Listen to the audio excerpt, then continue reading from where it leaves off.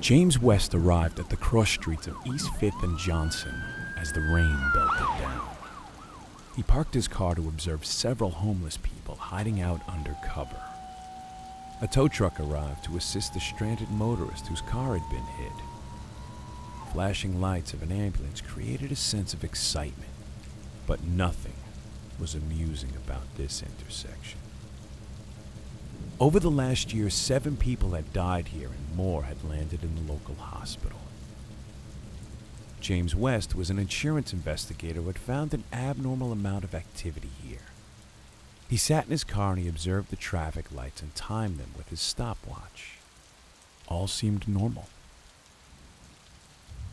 As the rain beat down, he got out and made it to the adjacent diner.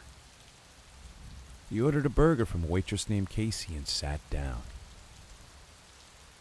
His eyes locked upon the intersection as he ran possibilities in his head. He had checked out the intersection earlier when there wasn't rain, searching for abnormal or dangerous surface imperfections. But again, all seemed normal. He knew something was off.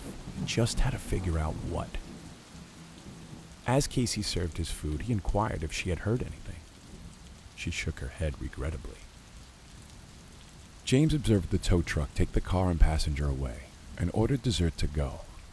He hurried through the pouring rain and ducked back into his car. He was determined not to leave there without the truth. But this was going to be a long night. Visibility was low because of the rain, and there was little to do to pass the time. He checked his phone, created stories out of the raindrop patterns on his windshield, ran theory after theory in his mind. He kept coming back to one, that someone, somehow, was controlling the lights. As the rain subsided, he stepped out of the car. The area was bad, mainly homeless. Some druggies and abandoned decaying structures. If someone was making the lights change, they would need a clear range for transmission. He searched the surrounding buildings, but came up short. Back in his car, he stared at the crosswalk. The green man gave indication it was safe to cross, but James knew better. The green man looked like he was running, trying to escape. After hours in the car, his imagination went into overdrive.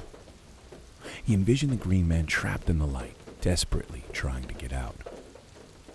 He knew the green man had seen everything from his vantage point and was an expert witness, so he considered rescuing him, smashing the light, helping the green man escape like a genie.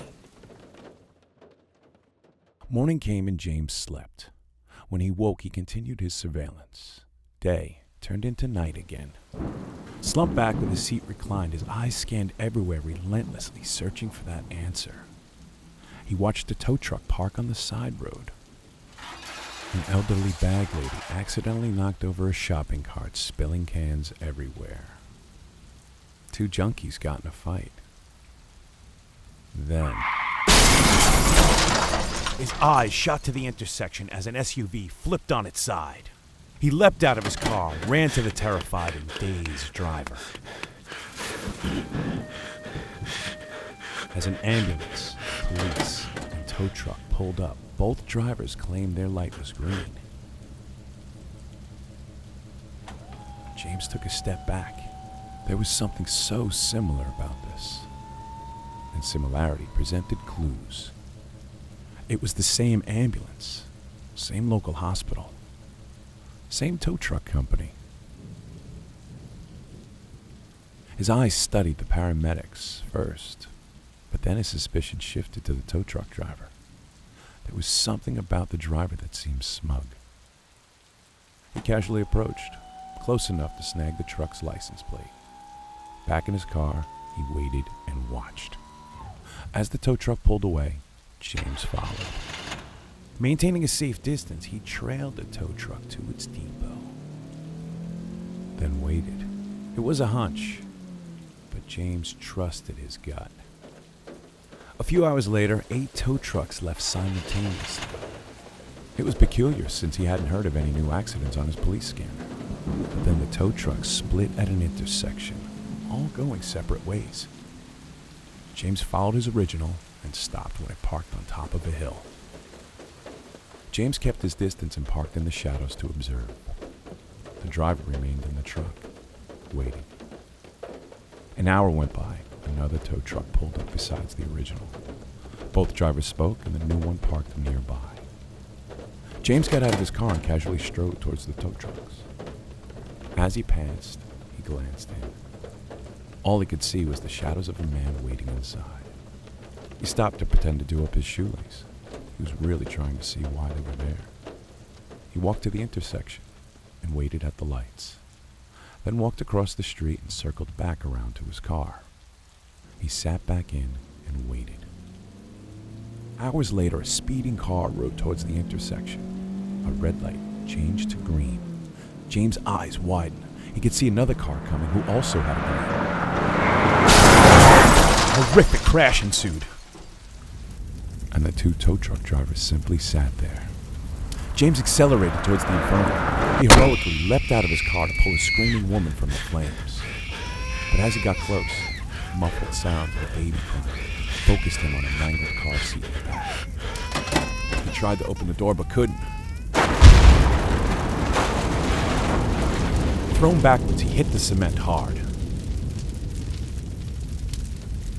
Dazed, as if in slow motion, he watched those inside burn beyond survival. There was nothing he could do. He collapsed curbside, taking in the horror as the police and ambulances arrived at the scene.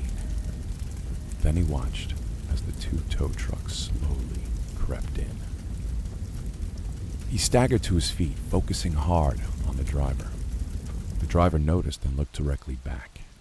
James knew this was the man behind the crash. He must have a remote changing device in his truck. The driver pulled away, disappearing quickly down an alley. James rushed to his car and took off. He glanced to his rearview mirror. A tow truck was following. Panicked, he frantically hit the gas and dialed his friend. He got voicemail. Come on! Come on! Marshall, it's James!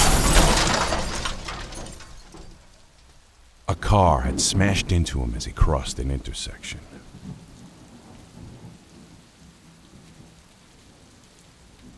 The other driver claimed it was a green light, but he had been drinking and was arrested for DUI. As for James, his mangled, lifeless corpse was lifted into a coroner's van. The police cordoned off the area and let in the two tow trucks. Each hoisted the remains of a car onto their hooks and slowly departed. By next morning, all traces of death had gone. The man stood there watching the intersection. He had seen everything. But all this green man could ever do was let people know if it was safe to walk across the street.